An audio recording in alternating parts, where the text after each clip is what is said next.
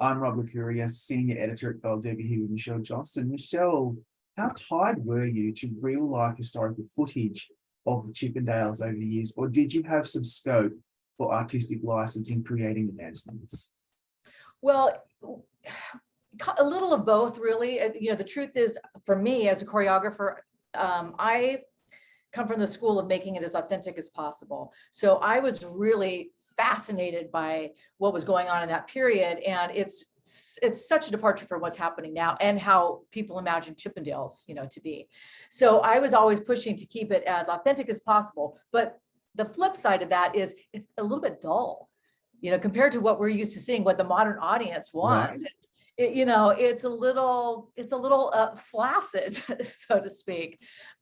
So I would keep it authentic, keep it in the period, so nothing felt anachronistic. But I would try to throw a little, bells and whistles, a little razzle dazzle into it to keep a modern audience engaged.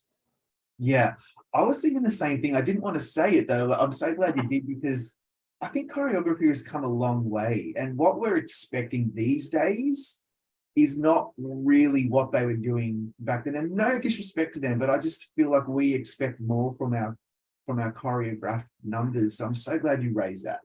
I was thinking that given, there's a lot of people on the set, and these people are not wearing a lot of clothes and they're doing unusual kind of sexual movement, that there might have encountered some insecurity from some of the actors. And they also have varying levels of experience in dance, I would assume. So how do you approach those insecurities to hopefully boost their confidence? Well, it was interesting to explore this with these actors, because these actors had never had any experience in that kind of world, whether it was in, that sort of like sexualized dancing, or just in sort of the dancer musical theater kind of people who are very open and very physically comfortable. So the dancers would be walking around in rehearsal just wearing G-strings and sitting around with their bare butt on a sweaty floor, and that's just who they are. So in some ways, I think it really gave, at first it was shocking. It's like going into a new country.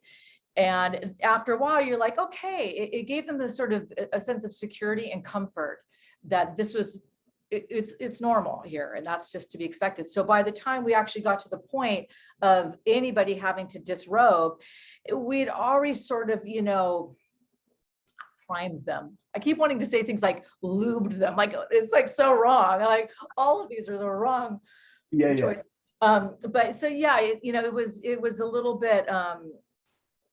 It was interesting, and I'm very sensitive to that. I've had to do a lot of jobs where actors are put into situations that are uncomfortable or make them feel intimidated, and it's really important that they don't have to think about any of that when they go to do their scene. They have to be in their scene, and that's all got to be gone. So that was part of my job, to make them feel comfortable. Another thing that helped too was Peggy Schnitzer is our costume designer. Yeah. And she designed this kind of large plastic shield that went over, they would wear like their G belt or their dance belt, and then it went over that. So anytime there was any, like sometimes the audience, they would reach down and like grab them. That's what happened. So they would get a handful of hard plastic, and and it would make the actors feel a little more confident to just go for it. Right. Yeah, I always imagine if I was on a set and I had a choreographer turn up, they'd be immediately into the 5, 6, 7, 8, and I'd be really intimidated because they'd be thinking that I'm an idiot and I didn't know how to move. It's so nice to hear choreographers like yourself who are really, the priority is making sure that the cast feels comfortable when you're about to teach them these numbers. For example, Quentin Plair, rising star, he portrays Otis. He's so good in this, and he's really in the spotlight, and he really has to go there. He really has to go for it. Talk me through working with him. Quentin is, I'm just sort of amazed by Quentin Plair. He came on this project without any experience. I mean, really a non-dancer, no flexibility, nothing. And, on the paper, this guy is supposed to be, this pretty well, he's a prestigious dancer, it comes in with sort of a pedigree in a way. And he showed up just like, what am I going to do? And I thought, okay, we worked with him, the first day I had him do some moves. I thought, okay, this is how much, how many months do we have? Like, we're going to have to get a double. So, simultaneously working with him, we got a double. Quentin was like, he saw that double walk in. He's like, hell no. He's like, I'm going to work as hard as I can. He's super nice to the double, but he's like, I'm going to work as hard as I can, so you don't need to have a double. And I'm like, let's go for it. Let's see what's going to happen. Right. He would work. He would tire. I would get tired out. He would go to my associate. He would get tired out. It would go to our, like, a studio teacher. They would get tired out. It's like, Quentin, it's been 14 hours today. He's like, let's keep going. Let's keep going. So he would work tirelessly every single day without stop until we were, ready to shoot. And he became, this is my world. I would look at him and see him and say, okay, he's had dance training. He's like actually had real dance training, this guy. We had a few months to do this, to make him do, he was doing Fosse performances and grand jetés and, the layouts and things that, a real dancer, it could be, a challenge. So his work ethic is beyond. And he got to the point where that double would come to set fully dressed, and I'd say, just have a seat. I'll let you know if we need you. And, he'd always be back at the craft service table. We never needed him. So yeah, bravo to Quentin. I love that. I just love hearing commitment. And when I chatted with Quentin, I could just see that he really, really believed in the project and wanting to give it his all for this character who, who's representing, what Black men were going through at the time and even now. So I love that. On the flip side, you've got Murray Bartlett, Emmy winner now, unlike Nick DeNoia, who is a 2-time Emmy. How do you approach choreographing for the guy who's playing a choreographer on the show? Okay, first of all, I just have to say that I'm madly in love with Murray Bartlett. So I'm just going to put it out there right now. I'm obsessed with him. So he's a very different animal. He comes in, I don't know what it is that he has, but he has this innate ability to become the thing that he needs to become without any experience. So when he came in the room, even though he wasn't a dancer, he wasn't a choreographer, he would immediately embody it. And so I found it to the point where it was almost like it's like he was mimicking.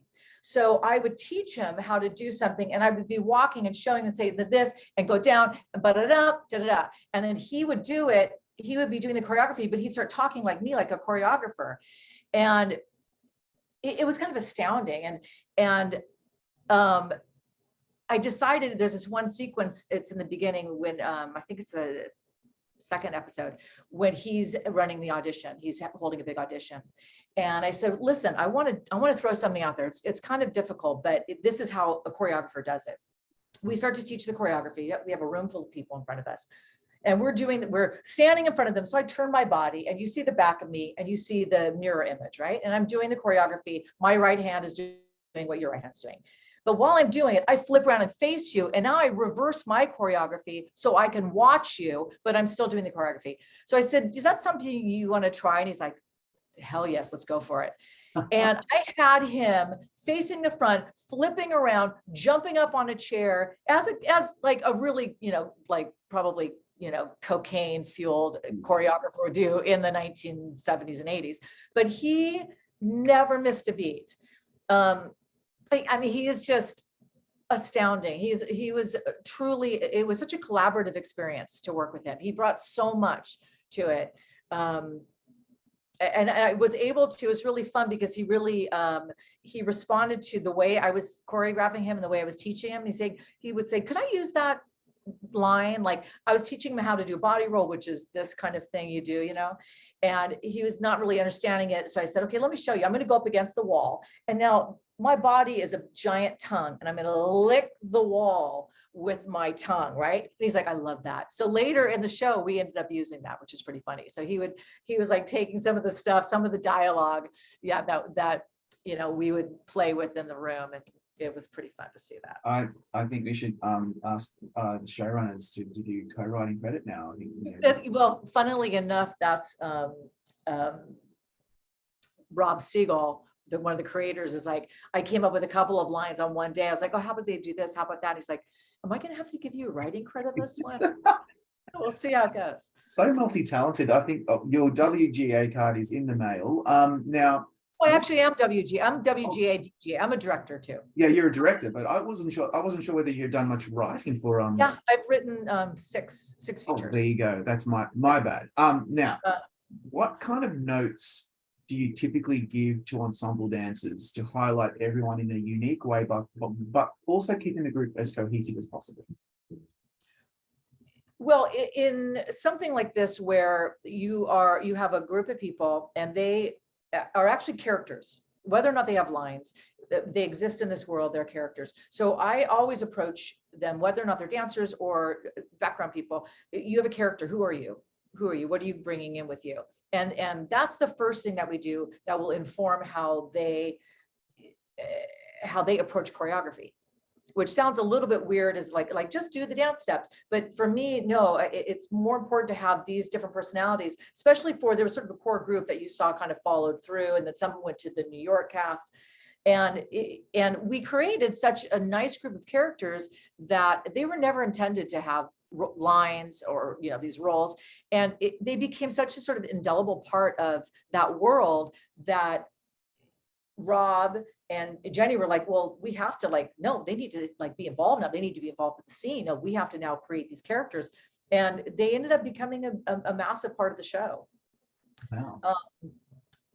So that's how I would say, that's how I do it. And the same, you take these people, all these different people, as you would with any, chorus group, and now they're going to do the same piece of choreography. So you're going to take it. So even though you're doing the same choreography, you're going to bring your own personality, your own style, your own whatever it is you're bringing to that day into this piece at the moment.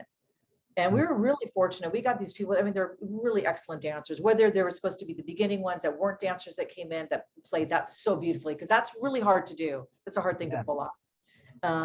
Or whether they were supposed to be, good dancers that continue to improve. They all came with a sense of play and willingness to really go for it. I'm really glad you brought up that beginning ensemble, because it raises a really interesting question for me, because I've always wondered whether it's harder to work with really seasoned dancers or maybe harder to work with actors who don't know how to dance, but they're more malleable and they are happy to learn. And then you've got to teach, or you've got to choreograph for dancers who are supposed to be looking like they're not dancers. It gets really meta. So talk me through that challenge. So that's a great question, because the first group of the Chippendales dancers are guys that are the actors, the characters go down to Venice Beach, and they're just grabbing super random guys. Like, he's got, a nice build, whatever, anybody that'll show up. So we have this really motley crew of guys that first show up. When I was auditioning these people, I was like, no, we can get all dancers and we'll dance them, we'll dumb them down basically. And what I was finding is it was very, very difficult for the majority of them to do that. They couldn't help themselves. They just are dancers. So I did get a couple, Nathan Prevost, who I just want to give a shout out to, not that who knows who's going to see this, but he is the blonde guy who, he makes a girl smell his G-string. You remember that? He was an original Chippendales dancer. Oh. And did some choreography for the original Chippendales. And so he was one of the ones that came in and was able to really bring it back and dumb it down. But the rest of the guys that I had do that were really not dancers. And to me, there's something about the way a non-dancer, or pedestrian, as we say, does choreography that is so charming and so inimitable. And I felt like we just caught something really special. And even now, after all the choreography, some of it gets pretty wild and stuff. My favorite is that, oh God, I can't remember the name of the number, the cowboy number at the very beginning. Oh yeah.